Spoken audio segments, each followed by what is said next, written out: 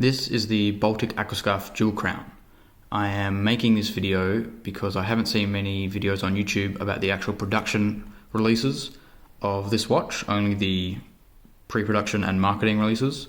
So I figured I would make one in case you wanted to pick one up on the new drop that's coming out, the non-limited run. Now, I am not a watch YouTuber or filmmaker, so this setup is god awful. It'd probably look better if I shot it on my mother's broken iPhone 4.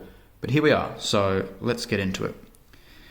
Now the watch, it comes on this blue rubber tropic strap, which is actually pretty comfy, and it comes with the Baltic text on the buckle.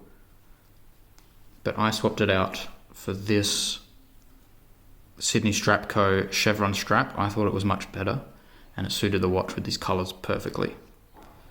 But it's not a strap review. You can also opt for a beads of rice bracelet that I know the Baltics are very popular with, but I think that's like €90 or something, and I don't really wear bracelets, so I didn't go for that. So let's whack it off this and have a look. Now, I've worn this watch for about a month, on and off. I don't wear it all the time, but let me tell you, this is a stunner. It is really becoming one of my favorite watches. So let's have a look at everything. Let's go over the negatives first, because there's not many of them.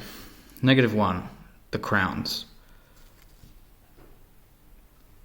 They are perfectly portioned for this case, I think. However, on wrist and operation wise, they're a bit small. The experience is fine, the screw down experience is fine, and the inner rotating bezel experience is very good.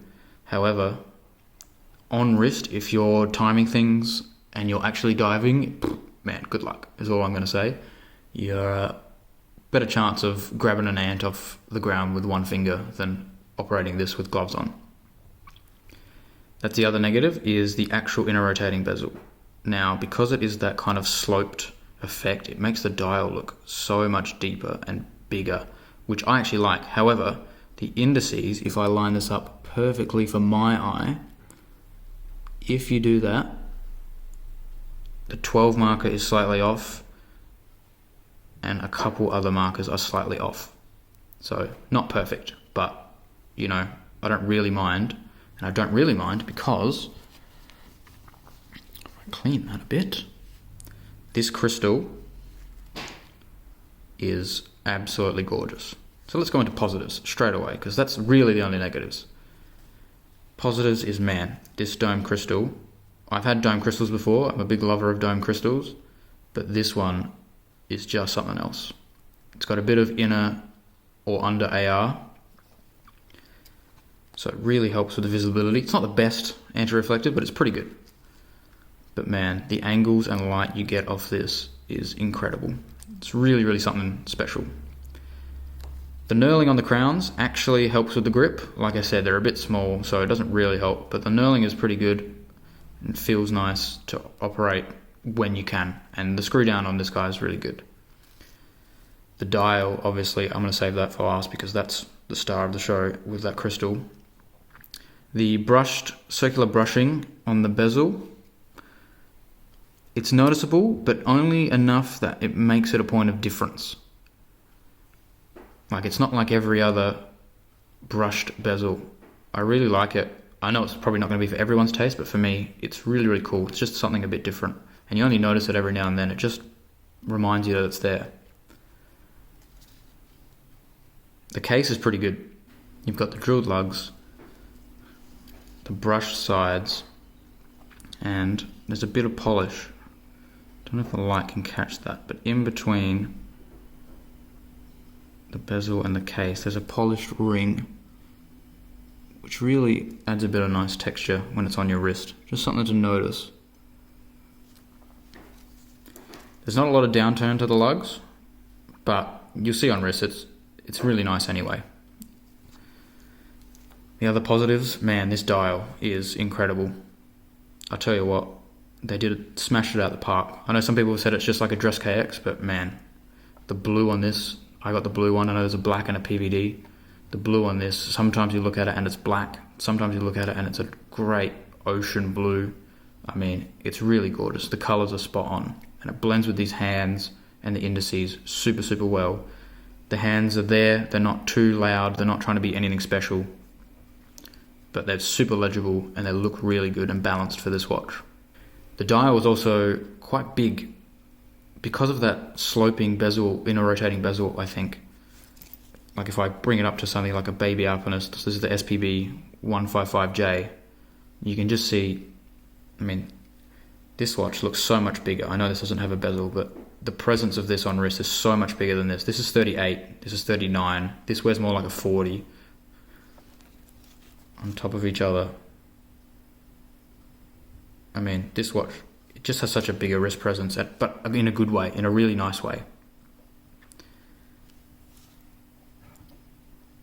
The bezel works pretty good. It's actually nice. Like I said, the only real issue is that lineup, but I mean, it doesn't bother me because you're looking at it on those angles of the domed crystal.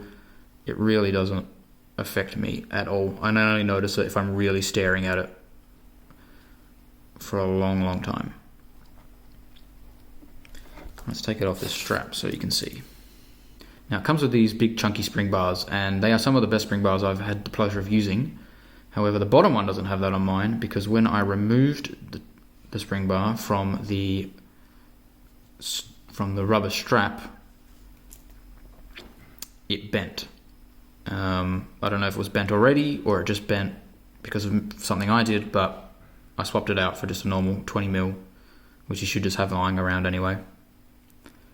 But yeah, the case, man, it's great. Pops on your wrist. I'll probably chuck it on wrist and show you. And that is another positive, is the case.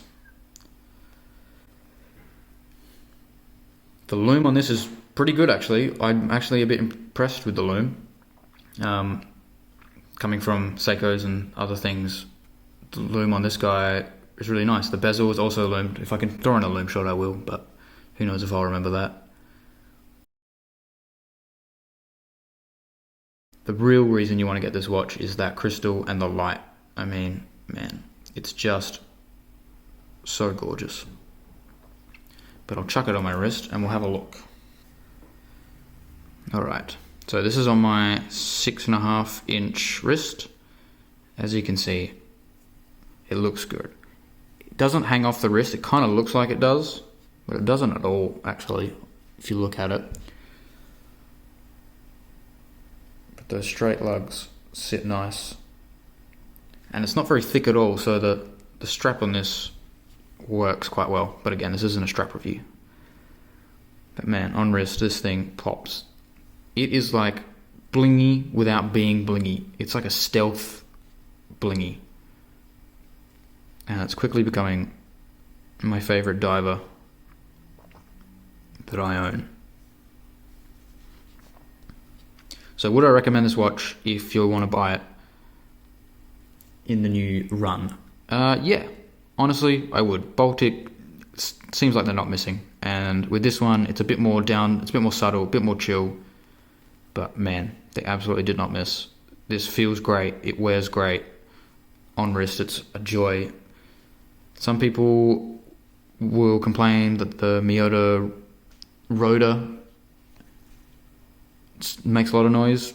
I really like it. It sounds like it doesn't happen that often, and when it does, it reminds me that it's there and it's cool and I get to look at my watch.